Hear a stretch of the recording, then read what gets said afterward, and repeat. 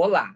Hoje no programa Projetos e Sonhos temos um convidado, Gabriel Santinelli. O Gabriel Santinelli, ele é licenciado em Ciências Biológicas pela Universidade Federal do Paraná e vai conversar conosco sobre o projeto que foi desenvolvido em parceria com o Fundo Positivo. Este programa é uma parceria entre a TV Mon HD e o Fundo Positivo.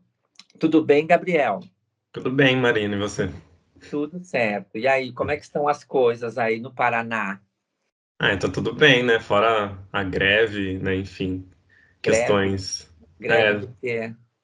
da educação, Ah, greve da educação, tá sim. certo. Então, Gabriel, é um prazer ter vocês aqui conosco nesse programa.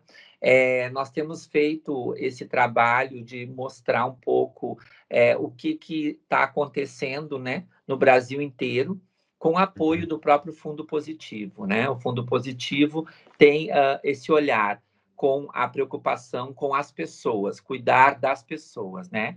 E você aqui hoje vai falar do projeto, então, né? Mas antes eu quero saber o que é CEPAC, né? Você explica para nós. Então, o CEPAC é o Centro Paranaense de Cidadania. Ele é mais voltado para educação, para projetos de educação, de conscientização, de prevenção, saúde sexual. Então, nosso público é mais jovem mesmo. Então, da faixa etária ali entre 15 e 24 anos. Certo. E assim, dentro dessa perspectiva, como é que você vê essa questão da educação, né? Nesse olhar, assim, das discussões sobre diversidade sexual, sobre essas questões, né? Que hoje tem se pautado, alguns até fazem críticas a essa questão, né? Como é que você vê esse cenário hoje no Brasil? Sim. Então, a gente sabe que tem uma onda conservadora que sempre está contra a gente falar sobre educação sexual nas escolas, né? Sim. Mas um dos princípios de ser educador, de ser professor, né, é formar os estudantes para viver em sociedade. Uhum. Então, eu considero de extrema importância, ainda mais sendo da biologia, né, que muitas pessoas utilizam a biologia para pautar seu preconceito. Então, enquanto biólogo, enquanto professor, eu acho muito importante a gente levar esses assuntos para dentro da escola de aula e ainda sendo uma representatividade da militância, né? Uhum. E apesar dessas ondas contrárias, né, do conservadorismo, a gente tem tido respostas super positivas em relação a abordar o tema dentro das salas de aulas, né? Sempre Uhum. tentando focar na questão do respeito à diversidade e no combate ao bullying, né? Isso. E lá, durante o mês agora do orgulho, né, nós tivemos no início do mês aqui a parada do orgulho LGBT em São Paulo, né? Que Sim. é o maior movimento, eu acho que do mundo, né? Se concentra na Paulista. Mas antes vocês estavam numa feira também, né? Na feira da diversidade lá cultural. E vocês tinham qual o papel lá nessa feira? Então, o CEPAC, ele trabalha junto num ecossistema, né, de impacto Sim, social LGBTI+, junto com a Aliança. Porque o CEPAC, é. ele é mais nível regional, estadual, né, e a Aliança é mais a nível nacional, mais voltado para políticas públicas. Então, a gente contribui com a Aliança dessa forma e a gente estava lá contribuindo no programa Voto com Orgulho, no lançamento do Manual de Direitos e LGBTI+, o qual Uhum. eu sou coordenador da enciclopédia, né, então, E essa enciclopédia, ela trata, são diversos manuais, como é que é o material? são 26 manuais, cada um é de um tema específico e que é transversal à comunidade LGBTI+, né? Ah, Alguns exemplos dos que já foram lançados, além do de direitos, é o Manual de Educação e LGBTI+, o Manual de Cristianismo e LGBTI+, o hum, Manual de Advocacy e LGBTI+, e o Manual de Comunicação e LGBTI+. é, Então, ótimo. Então, é uma série de 26 que vocês estão trabalhando e construindo ao longo desse período, então. isso enquanto aliança, né? Sim. E aí o CEPAC participa e atua junto com esse Isso. processo. Ótimo. E aí me fala um pouco, então, vamos falar agora especificamente do nosso projeto, né? Que foi desenvolvido e que tem justamente esse olhar, né? O título é Educação Mais Inclusiva para Jovens LGBTQIA+.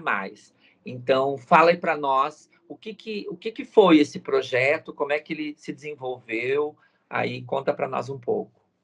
Então, o projeto, ele nasceu bem de um olhar de um recém-formado em licenciatura, né? Então, ainda bem otimista com a educação e com esse papel do educador de levar esses assuntos para dentro da sala de aula, né? Enfim. E eu fiquei muito contente de ter conseguido aprovar o projeto, porque apesar de eu já ter tido experiências de falar sobre esse assunto em escolas, porque durante o percurso acadêmico, né, eu já dava palestra em escolas, já participava de projetos de iniciação científica, de licenciatura, né, enfim, de iniciação à docência, eu consegui colocar em prática a visão que a gente, enquanto movimento, tem, só que com embasamento da licenciatura, né? Sim. Então, a gente levou para as escolas palestras, rodas de conversa, oficinas sobre a temática da diversidade sexual de gênero. Quando não era possível falar especificamente sobre a comunidade LGBTI+, a gente ia por outras vias, né, como bullying, a gente falava sobre assédio, sobre violência, focava em outros assuntos e sempre acabava... Os estudantes mesmo traziam a pauta da comunidade LGBTI+, né? Então, em todas as palestras, apesar da diretoria orientar para não falar especificamente do tema, a gente sempre acabava falando do tema porque era a demanda de É, quem estava assistindo. e os professores tinham uma participação efetiva nessas conversas? Como é que funcionava isso com a questão docente? Sim, a gente... primeiro, eu tinha vínculo com alguns professores de alguns colégios daqui de Curitiba e região metropolitana, né? E também porque muitos procuram lá auxílio da Aliança, do CEPAC, e por isso a gente acaba saindo da região da matriz aqui de Curitiba.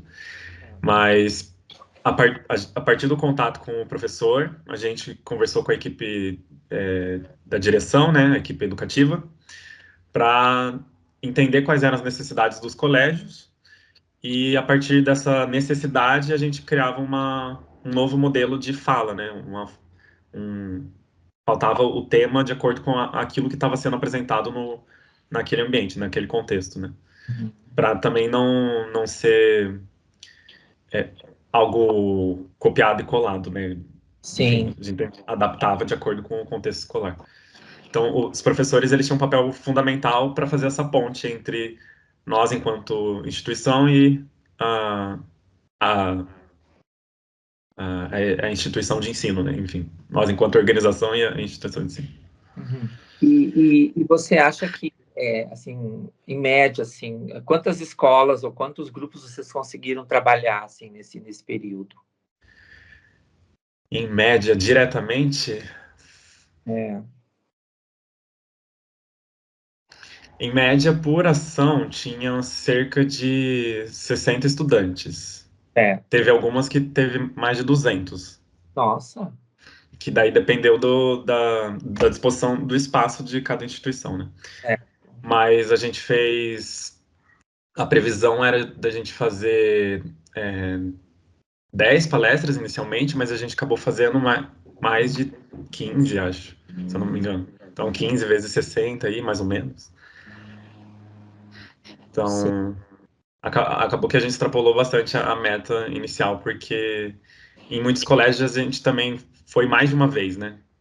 sim. Então, Ah, entendi. Vocês repetiam, então, esse processo, tá? isso, porque, por exemplo, E como é que eram as reações dos alunos diante dessa temática, assim? Havia um envolvimento completo ou haviam questões que eram mais assim? Porque adolescente a gente sabe, né, que eles têm curiosidade em querer falar, né, às vezes perguntar, mas às vezes eles também não querem. Então, sim, como é que gerava essas discussões ou você acha que houve assim um impacto nessas questões? sim. De início, sempre dava para perceber uma certa relutância da maioria, né? Claro que quando a gente falava que ia falar sobre a comunidade LGBTI+, dava para ver no olhar de quem é LGBT que brilhava, assim, ficava toda encantada, né? Sim. E Então, ao longo das ações, a gente ia percebendo que a postura dos alunos mesmo ia mudando, e eles iam ficando mais interessados. Aqueles que estavam mexendo no celular no início paravam e ficavam prestando atenção. É, vários trouxeram questões que viram, por exemplo, no TikTok, e daí pelo fato de eu também já ter visto ou no TikTok ou nas redes sociais, né, enfim, dessas notícias que estavam correndo, daí eu consegui responder e trazer para responder de uma forma mais segura, né, do que às vezes eles veem nas redes sociais, né, e relacionar com o tema que eu estava falando. Então, a gente considerou que a participação foi muito boa, assim, foram pouquíssimos casos de estudantes que atrapalharam a ação, assim. Teve, eu acho que só um colégio que a professora teve que intervir e chamar a atenção de um grupinho de estudantes, porque eles meio que tinham fama de baderneiros, né? Mas, enfim, Sim. de toda forma, depois que chamaram a atenção e deram uma dividida no grupo, eles ficaram tranquilos também. Então, nada Sim. muito. E uma coisa em relação assim a essa questão de direção, né, enfim, da equipe diretiva da escola, houve logo um aceite ou como você disse, né, teve algumas que teve alguma certa relutância, né, mas por que será que elas trouxeram essas questões assim de talvez não, né, trazer esse tema? O que que você acha que isso pode assim, de que forma, né? O que que vocês evidenciaram? Então, uma coisa que ficou bem evidente é que, apesar de algumas. Dá para perceber uma relutância da direção, eles não podiam mais virar os olhos para isso, porque é uma demanda ativa dos estudantes. Porque cada vez mais tem estudantes trans, cada vez mais estudantes trans estão reivindicando a questão do nome social, do banheiro, desses direitos básicos que sempre estão em discussão, né? E cada vez mais eles vão se deparando com situações que não sabem como reagir. Então, apesar de ter esse pezinho atrás, assim, eles foram aceitando, até porque questões de assédio também aumentaram bastante nos colégios. Então, deu para perceber que era uma demanda dos estudantes mesmo e que eles precisavam ouvir isso, né? Então não só as ações a gente fez as ações com estudantes, a gente também fez com os professores e equipe pedagógica também, eventualmente. Certo. E me fala uma coisa, assim, você disse que você recém concluiu, né, o processo a faculdade, enfim, né, fez a graduação, e na universidade, como é que eram vistas essas discussões? Havia um momento, alguma disciplina que você acha que contemplava essas discussões ainda, ou já temos na universidade aí no Paraná, ou enfim, ou ainda a gente precisa construir esses diálogos? Especificamente, né, no curso de biologia na Universidade Federal do Paraná, tem uma disciplina que a gente chama de eletiva, né, que você pode escolher entre uma ou outra. Tipo, é obrigatório que você faça uma das duas disciplinas, mas você pode escolher entre duas. E então no currículo existe a possibilidade, mas nem todo mundo vai ter aquela disciplina, né? E ela nem sempre é tão aprofundada, né? Ao meu ver, ela acaba sendo muito superficial nas questões que aparecem de fato no ambiente escolar, né? Então, a gente sempre fala da questão de faltar formação inicial, né? Porque de fato falta, mesmo quando tem disciplinas, elas ainda são muito rasas. E acabou que eu vi mais essas questões ao longo da licenciatura em outros momentos, assim, discussões que surgiam naturalmente, assim. Hum. E eu acredito que tem muito a ver, né, com essa questão também do nosso processo também, né? Eu acho que nós ainda viemos de uma cultura, né, onde nós não falávamos sobre isso, né? Então, a maioria dos nossos colegas professores também vem desse processo também de construir Sim. esse caminho e ampliar as discussões para além, né, das discussões que a gente tem vivido nos últimos tempos, né?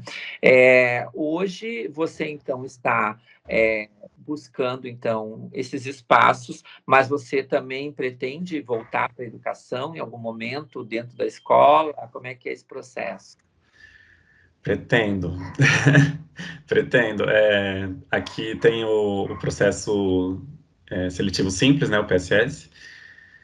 Pretendo fazer. Atualmente, como tem demandas que no Grupo de Dignidade, na Aliança, no CEPAC, que tem me chamado a atenção, eu tenho contribuído mais na parte da militância, né?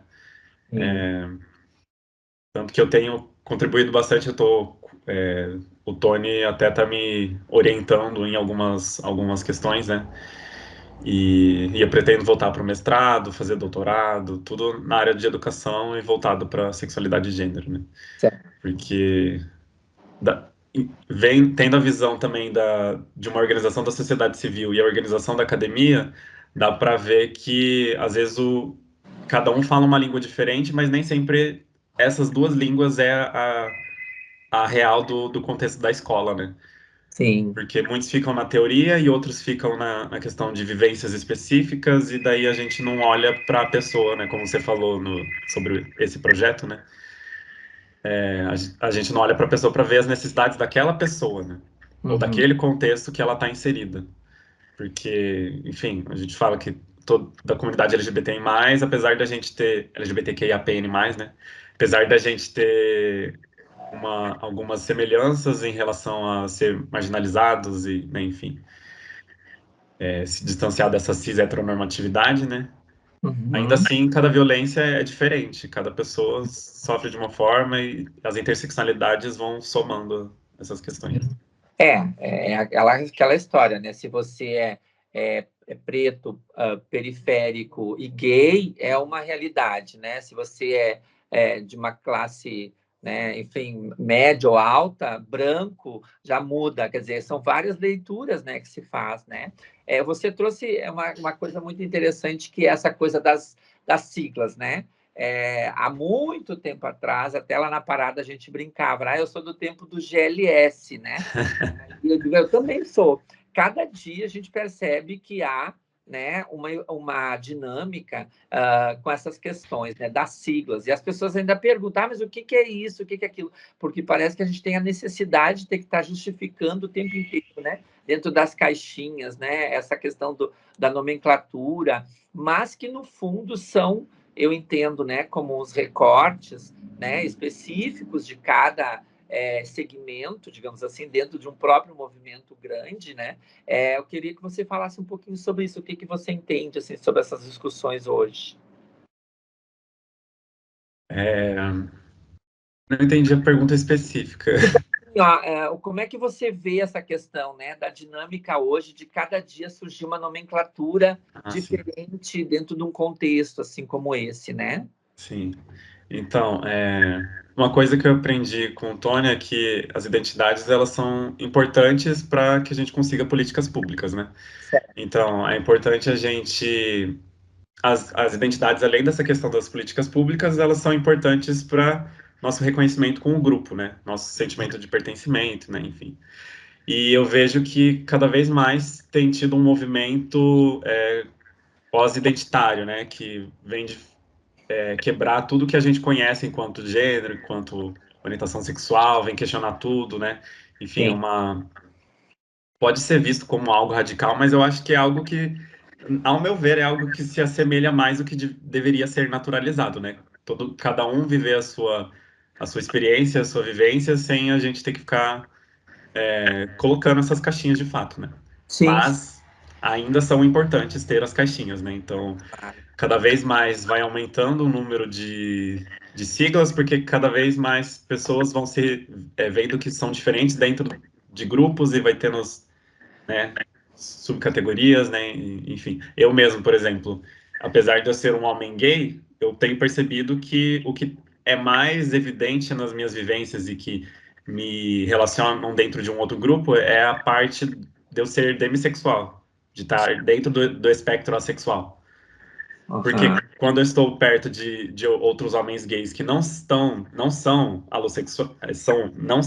assexuais, eu percebo que é muito diferente as nossas vivências, assim, as nossas formas de perceber o mundo, de ver as coisas. E acaba que eu me assemelho muito mais com outras pessoas assexuais do que com outros homens gays, né? Então, acho que Ótimo. tem bastante essa questão de pertencimento mesmo, de se reconhecer no grupo. Então, explica para os nossos ouvintes, então, agora, o que é uma pessoa demissexual. Ah, então, a demissexualidade, ela tá dentro do espectro da assexualidade, né? Que seriam pessoas que é, não sentem ou sentem atração sexual condicionada, né? Uhum. Podem não sentir, sentir pouca ou sentir uma atração sexual condicionada. Então, no caso da demissexualidade, ela é uma atração condicionada. Então, é, enfim, apesar de eu achar. Oi? Condicionada a alguma coisa, o quê, por exemplo? Isso. Por exemplo, para mim, para eu ter prazer sexual, né, numa relação sexual, eu preciso ter um vínculo com aquela pessoa. Ah, Isso entendi. não necessariamente significa que eu preciso estar apaixonado, amando aquela pessoa, como muitas pessoas acreditam, né? Uhum. Mas eu preciso ter uma profundidade maior do que só a beleza estética, né? Porque isso por si só não me atrai, assim. Certo. Não é aquela coisa do tipo encontro casual ou sexo É, casual, né? É diferente porque você quer ter realmente esse vínculo, essa aproximação, é isso. isso, isso. E é bem Entendi. diferente do que falam de puritano, né, enfim. Sim, sim. Apenas uma outra forma de se relacionar e né, de sentir atração e não nada desses conservadorismos aí de puritano, né, enfim. E há quem diga também que a sexualidade ela é dinâmica, né? Então as pessoas vão experimentando, né? É a velha experiência, né? No campo da sexualidade e que às vezes uns não têm essa coragem ou não querem, né? Ficam muitas vezes na mesma caixinha e não exploram outras experiências, né? Isso já é uma coisa tranquila. E aí me diga uma coisa assim, o nosso programa ele se chama Projetos e Sonhos. E aí eu te pergunto, qual é o sonho do Gabriel? Ai, meu sonho. Eu queria conseguir fazer a diferença dentro do movimento para que a gente seja mais inclusivo de fato, né? Porque apesar da gente lutar pela causa LGBTI+, eu vejo que muitas vezes muitas pessoas da comunidade reproduzem transfobia, reproduzem racismo, reproduzem capacitismo, e daí me dá uma sensação de que a gente fica muito fixado só na comunidade LGBTI+, mas não enxerga a comunidade LGBTI+, né? Porque tem muitos LGBTs+, que são portadores de deficiência física, ou que são surdos, ou, né, enfim, N questões dentro da interseccionalidade, né? E queria um sonho, assim, que não imagino que seja tão longo prazo, né? Uhum. Mas é tentar fazer um movimento para que as coisas sejam mais humanitárias, né? Sim, ótimo. E assim, o fundo lançou, né, recentemente o novo edital para 2024, 2025, com o tema da longevidade, né, e aí diversos eixos. Se vocês pudessem, então, digamos, concorrer, né? Podem, né? Lógico, mas se vocês criar algum projeto, vocês têm a intenção de continuar com esse tema ou teriam outro caminho ou desdobramento a partir desse projeto que vocês criaram o ano passado e participaram do projeto, do edital? Então, a gente quer, sim, dar continuidade e até porque, como foi um primeiro projeto, a gente percebeu muitas coisas que poderiam ser diferentes, né? Tanto na Sim. parte da organização do cronograma, e principalmente a questão financeira, né? Quanto da quantidade de ações e dos desdobramentos das ações e, enfim, várias questõezinhas assim, e até questões específicas que a gente percebeu é que, como tem muitos estudantes trans nos colégios, Hum, não tem materiais voltados para esses estudantes, né? E para os profissionais da educação conseguirem direcionar de uma forma mais humanitária mesmo, porque muitos pedagogos e professores ficam usando a justificativa da legalidade, né? Que não tem uma legislação que garante, não tem isso, não tem aquilo.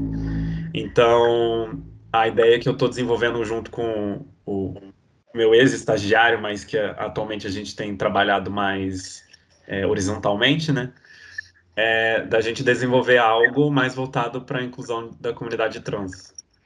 Ótimo. Vocês chegaram a produzir algum tipo de material informativo no projeto anterior? Sim, a gente fez uma cartilha que é intitulada Vamos Falar sobre Sexualidade. Ótimo. E ela era adicionada a que público? Para os jovens. Os jovens, das Isso. escolas.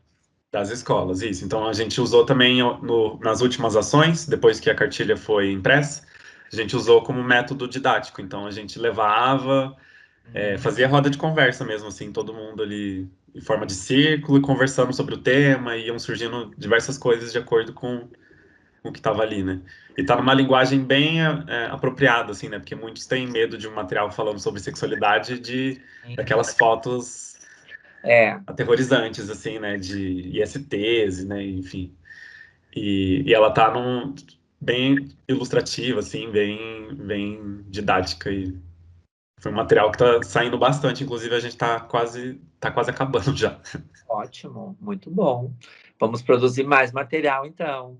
Sim, Então tá, Gabriel, te agradeço, né? Em nome do Fundo Positivo, dizer que para nós também é uma satisfação ter convivido, né, nesse projeto com vocês. Acredito que as instituições de base elas fazem a diferença.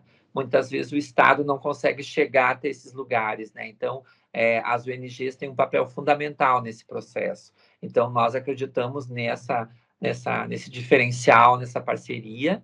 E eu quero desde já agradecer, então, e dizer que quando sair, né, logo esse programa ao ar, eu aviso a vocês para vocês participarem lá, assistirem novamente, divulgarem aí, porque essa é uma forma também de nós reconhecermos o trabalho que vocês fazem, né? E, de certa forma, divulgar também o nosso trabalho enquanto Fundo Positivo, ok? sim. Ok. Obrigada, Gabriel. Obrigado, Marina. Vamos seguir aí. Então, este foi mais um programa Projetos e Sonhos, uma parceria entre a TV Mon HD e o Fundo Positivo. O Fundo Positivo, que esse ano completa 10 anos. 10 anos cuidando de pessoas e buscando a parceria, o apoio para que nós possamos viver uma vida melhor, uma vida com qualidade, uma vida com saúde, com dignidade, e todos os nossos direitos, ok? Até lá.